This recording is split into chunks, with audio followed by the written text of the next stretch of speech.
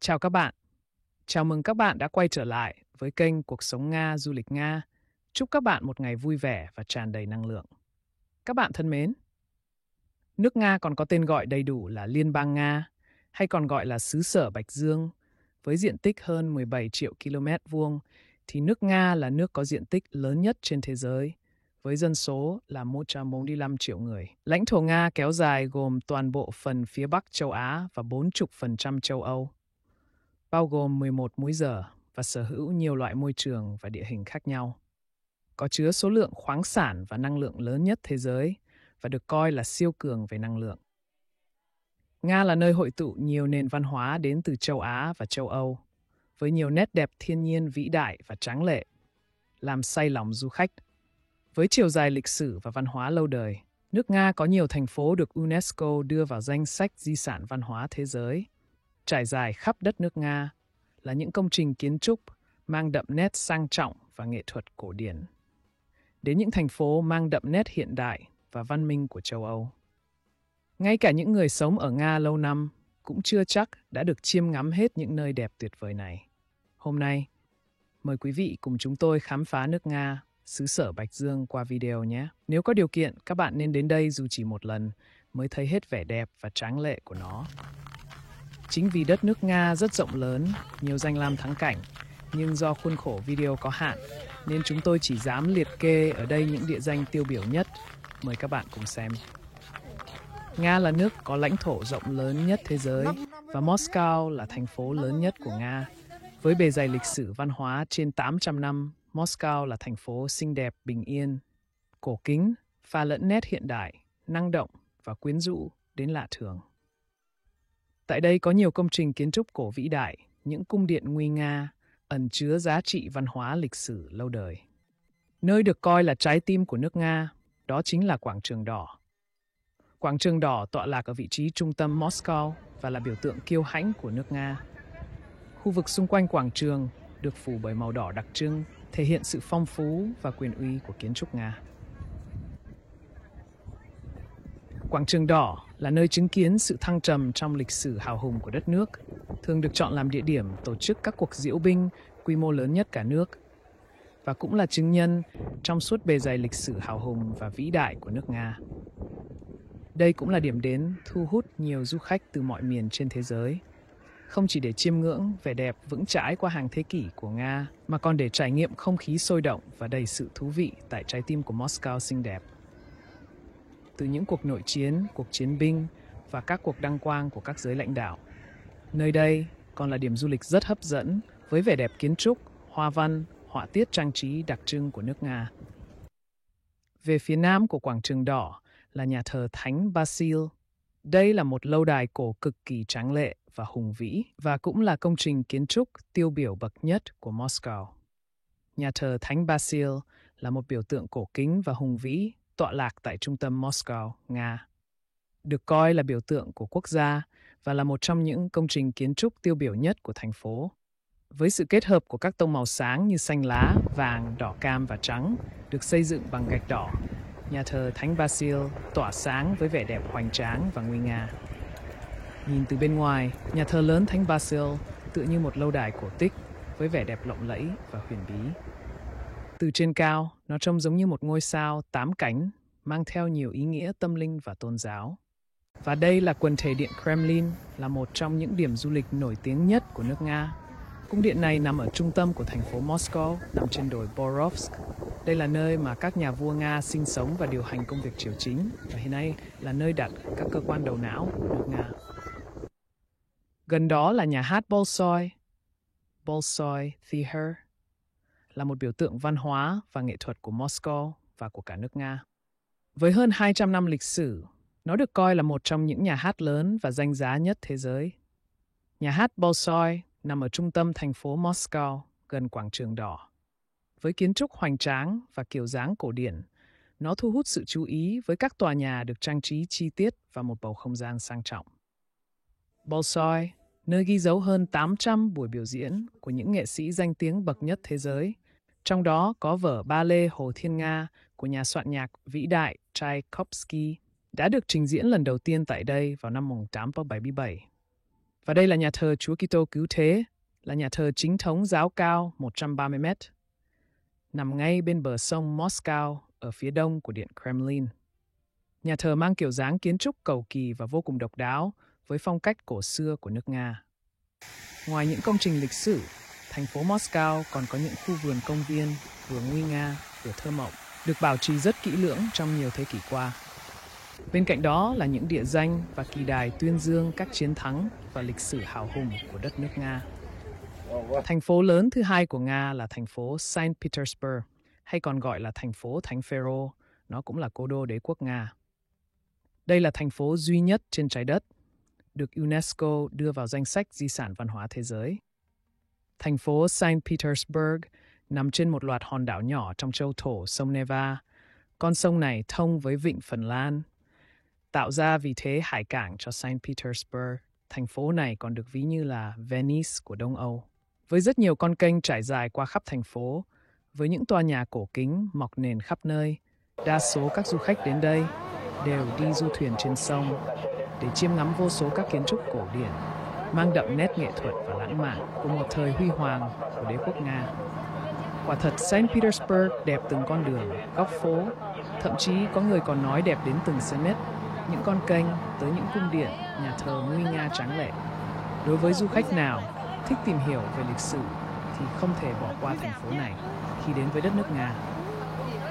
Tại trung tâm thành phố là nhà thờ chính tòa thánh Isaac, là nhà thờ chính thống giáo nhà lớn nhất trong thành phố. Nhà thờ này là sự kết hợp giữa phong cách kiến trúc tân cổ điển và với phong cách kiến trúc Byzantine của nhà thờ Hy Lạp, và còn là một bảo tàng viện về lịch sử và tôn giáo. Nhà thờ xây dựng trong khoảng 40 năm và có chiều dài là 111 m, rộng 97 m, cao 111 m. Đường kính của mái vòm mạ vàng chính là 26 m. Không gian nội thất rộng 10.767 m² và có sức chứa là 14.000 người. Tiếp theo, du khách có thể đi du thuyền trên sông Neva, đến thăm cung điện mùa hè Peterhof. Đây là cung điện được mệnh danh là thủ đô của những đài phun nước, nằm ngay bên bờ vịnh Phần Lan, là nơi nghỉ dưỡng của đại đế Pius vào mùa hè. Nguyên ban đầu đây là khu nhà nghỉ hè ở nông thôn, nhưng sau đó đại đế Pius đã cho phát triển thêm sau chuyến viếng thăm cung đình Pháp vào năm 1717. Vì thế, cung điện này còn được du khách du lịch đặt cho biệt danh là Điện Versailles của Nga. Quần thể của cung điện này được công nhận là di sản thế giới. Cách đó không xa là pháo đài Peter, hay là pháo đài Thánh Phêrô và Phaolô.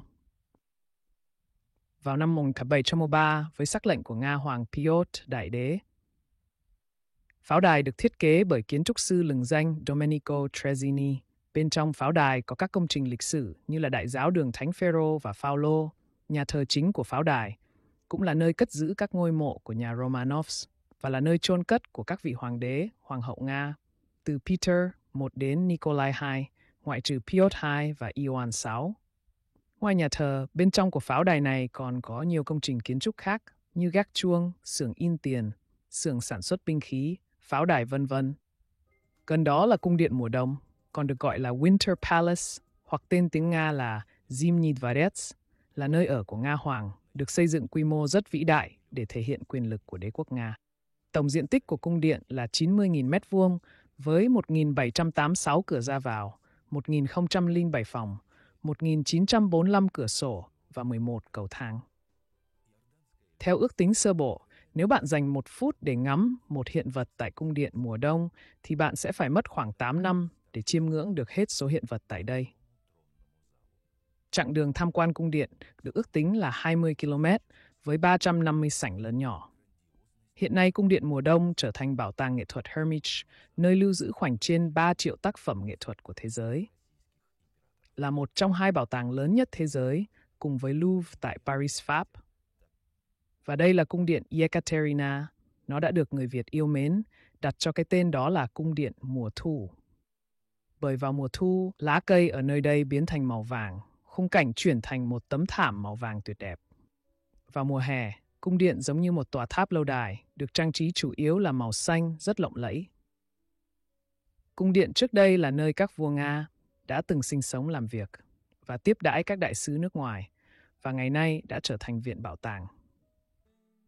Thành phố lớn thứ tư của Nga là Nizhny Novgorod và cũng là trung tâm kinh tế hành chính và văn hóa của khu vực Volga rộng lớn. Tại thành phố này có nhiều nhà thờ với lối kiến trúc tinh xảo, mang đậm nét nghệ thuật xa xưa như là nhà thờ chính tòa Alexander Nevsky được xây dựng bởi đại đế Alexander vào năm 1856 dưới thời đế quốc Nga. Đối diện với nhà thờ là sân vận động thể thao vĩ đại, nơi tổ chức giải túc cầu thế giới 2018 với sức chứa là gần 45.000 người. Thành phố lớn thứ 6 của Nga, nó được coi như là thủ đô thứ 3 của Nga, là thành phố Kazan. Đây là vùng đất nổi tiếng với những công trình kiến trúc đậm dấu tâm linh. Nơi đây ẩn chứa cả một quá khứ rực rỡ, huy hoàng của đế quốc Nga. Điểm tham quan đầu tiên tại Kazan là phải kể tới Điện Kremlin. Kazan là một trong những di sản thế giới được UNESCO công nhận. Địa điểm này cũng là nơi ở chính thức của Tổng thống Cộng hòa Tatarstan và vào năm 2009, thành phố được chọn là thủ đô thể thao của Nga. Và đây là Sochi, là một thành phố nằm ngay phía bắc biên giới của Nga trên bờ Biển Đen. Đây là thành phố nghỉ mát lớn nhất và được thế giới biết đến vào năm 2017 sau khi được chọn để tổ chức Thế vận hội mùa đông 2014. Đây là khu nghỉ mát bãi Biển Đen, được người Nga yêu thích nhất và còn được gọi là thủ đô mùa hè của Nga. Hay là viên ngọc trai Biển Đen, nơi đây thu hút trên 4 triệu du khách mỗi năm. Với phong cảnh bờ biển núi non tuyệt đẹp, bãi biển đá cuội, với thời tiết ban ngày nắng ấm và cuộc sống về đêm sôi động. Từ tháng 5 đến tháng 9, dân số Sochi tăng lên gấp đôi, với lượng khách du lịch đến nghỉ mát. Và đây là Vladivostok, là thủ phủ và là trung tâm hành chính của vùng liên bang Viễn Đông, nằm quanh vịnh Zolotoy Rog, tiếng Nga Zolotoy Rog, ở gần biên giới Trung Quốc và Bắc Triều Tiên. Đây là thành phố cảng của hạm đội Thái Bình Dương của Hải quân Nga và cũng là cảng lớn nhất của Nga ở biển Thái Bình Dương.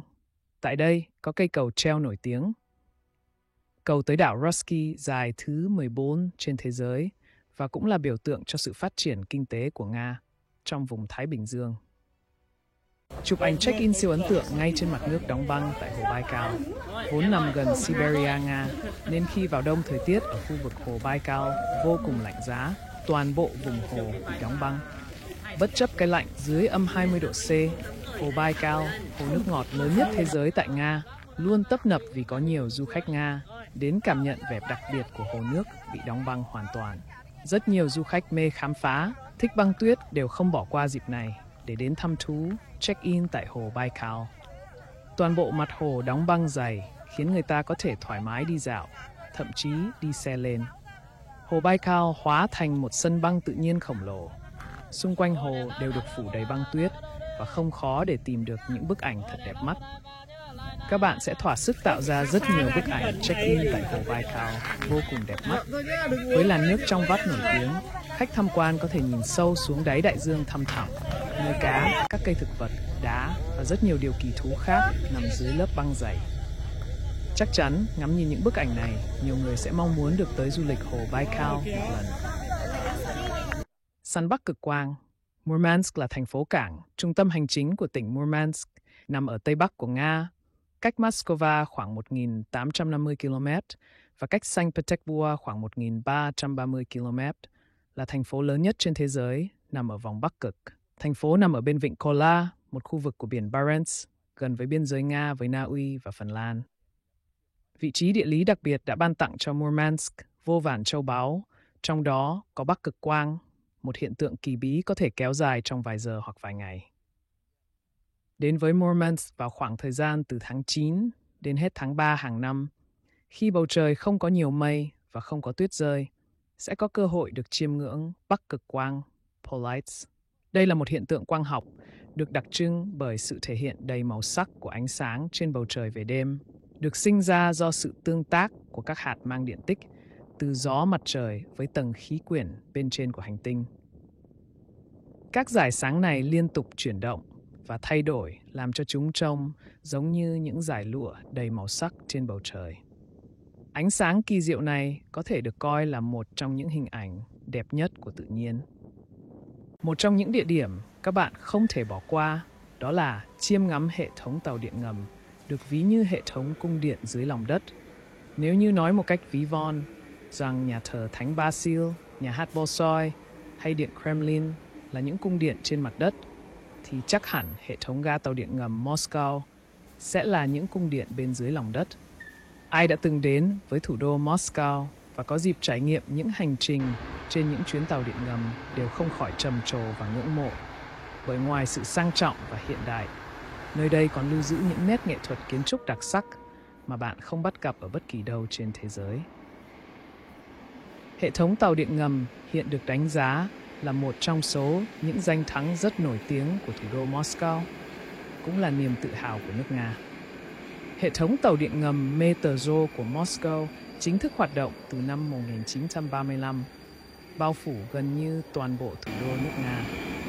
Nó không chỉ được xem như một trong những hệ thống chuyên chở hành khách có tải trọng lớn nhất thế giới, mà còn nổi tiếng vì những nhà ga trang trí lộng lẫy, có nhiều tác phẩm nghệ thuật cổ điển và hiện đại. Khối lượng chuyên chở đạt trung bình khoảng 9,4 triệu lượt hành khách mỗi ngày. Lượng hành khách cả năm 2019 đạt 2,56 tỷ người. Hệ thống Metro Moscow bao gồm 2 đường vòng tròn, 14 đường xuyên tâm và đường ngang, và một tuyến đường sắt hạng nhẹ chạy nổi vòng tròn trên mặt đất. Trên bản đồ, mỗi nhánh Metro được biểu thị bằng màu sắc riêng dễ nhận biết. Tàu điện ngầm được thiết kế cho phép hành khách di chuyển từ đầu này đến đầu kia của thành phố trong 45 phút, không phải chuyển tàu. Để thuận tiện cho du khách tới thủ đô, các bến Metro được bố trí tại tất cả 9 ga xe lửa Moscow. Những kiến trúc sư xuất sắc và họa sĩ tài năng nhất của đất nước đã tham gia vào thiết kế, trang trí những ga tàu điện ngầm Moscow đầu tiên. Họ góp phần dựng lên những cung điện nguy nga dưới lòng đất. Người ta sử dụng đá cẩm thạch, đá hoa cương và các loại đá quý khác để ốp mặt tường nhiều bến. Mỗi sân ga mang phong cách kiến trúc riêng biệt. Không phải tình cờ mà những bến như Kropotkinskaya và Mayakovskaya được liệt kê vào danh sách di tích kiến trúc có tầm cỡ thế giới. Vẻ đẹp của những bến ga khác như Kievskaya, Arbatskaya, Novoslobodskaya, Komsomolskaya hay quảng trường cách mạng cũng gây ấn tượng với du khách. Các bạn thân mến, khi bạn đi du lịch ở nước Nga là bạn đã đi vào một vùng đất bao la bất tận. Con người Nga luôn thật thà, cởi mở, thân thiện, nơi mà bạn sẽ được say đắm vào khung cảnh thiên nhiên tươi đẹp, chìm trong rất nhiều tác phẩm nghệ thuật bậc nhất trên thế giới. Những kiến trúc nguy nga, tráng lệ và cổ điển. Đến với Nga, du khách chắc chắn sẽ có những trải nghiệm êm đềm, luyến tiếc, nhớ nhung khó tả sau chuyến du lịch. Chắc chắn đã đến một lần, bạn lại sẽ muốn đến lần thứ hai. Video xin tạm dừng tại đây. Quý vị nhớ đăng ký kênh, ấn chuông để khi có video mới đi chúng tôi sẽ thông báo ngay cho quý vị. Xin chào.